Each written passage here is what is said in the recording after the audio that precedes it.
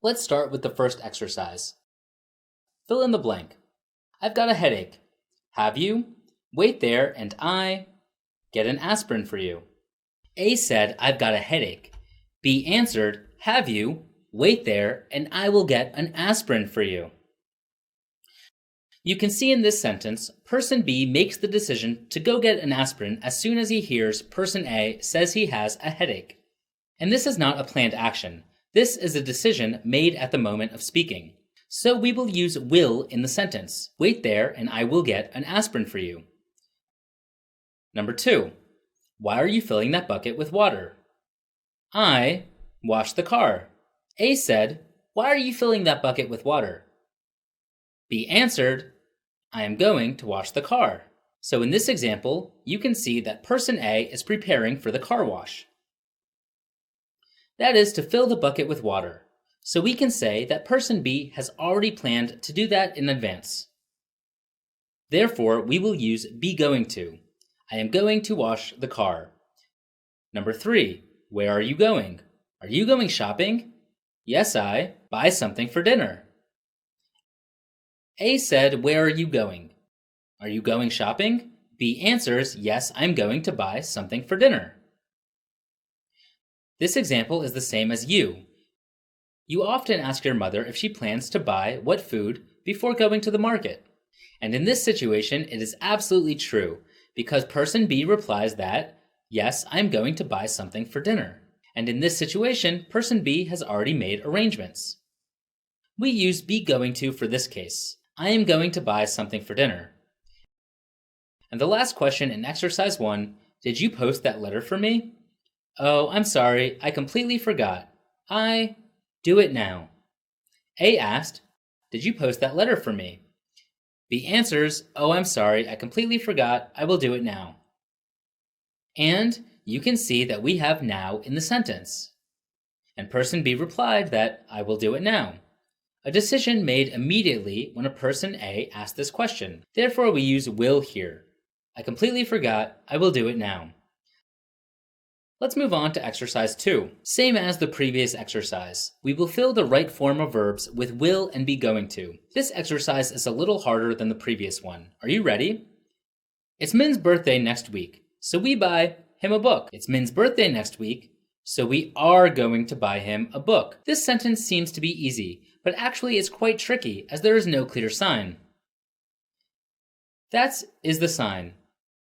It's Min's birthday next week, so we are going to buy him a book.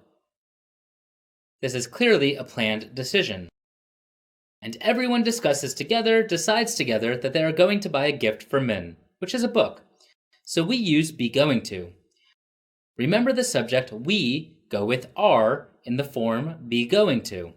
So we are going to buy him a book. Example 2. Do you think he like the presents we got for him? Do you think he will like the presents we got for him? This question is also very tricky. You see that they are asking, do you think he will like the present? What kind of question is, do you think he will like the present? It is just a prediction. He may like it or he may not. And there's also no clear proof that he may or may not like it. As for this question, we will use will. Do you think he will like the presents we got for him? Number 3. You lend me 100,000 Vietnamese dong. I promise it back to you tomorrow. We see here that there are 2 sentences to fill. The first sentence using the verb lend, mun, and give in sentence 2 means trả lại. So what is the meaning of these 2 sentences? Will you lend me 100,000 Vietnamese dong? I promise I will give it back to you tomorrow. We will solve each sentence one by one. In the first sentence, will you lend me or not? What does it mean? It sounds like an offer or an invitation, right? We will use will in offer. Will you lend me 100,000 Vietnamese dong? In question number 3, in the sentence I promise, là một lời hứa, we will definitely use will for promises. I promise I will give it back to you tomorrow. Number 4, we have a barbecue tomorrow. It's all planned, so I hope it not rain. So what is the meaning of this whole sentence? We will deal with each question one by one. The first part is, we have a barbecue tomorrow. We have a very important sentence here, which is, it's already been planned. What is the meaning of it here? It means the preparation of the barbecue. Since the barbecue is already planned, we will use be going to. Be going to with the subject we is are going to have. We are going to have a barbecue tomorrow. So I hope it not rain. What is the subject it here? It here is the sky. I hope it not rain. This is a pure hope, and it is by no means an obvious prediction in terms of evidence. So I hope it not rain. It's such a very simple sentence, and there is no proof at the moment. We use will. Will in the negative form is won't. I hope it won't rain. And the last question, look, the bus leave. Run or we will miss it. This question is also quite difficult, but we'll try to make it simple. The meaning of the sentence would be Nhin kia sabuit dang chedi matroi che nyandi new kong chung ta se tre mat toi. The meaning is simple, but how to do it? We predict that the bus will leave. But is the presumption with or without evidence? The key point is here we have the word look.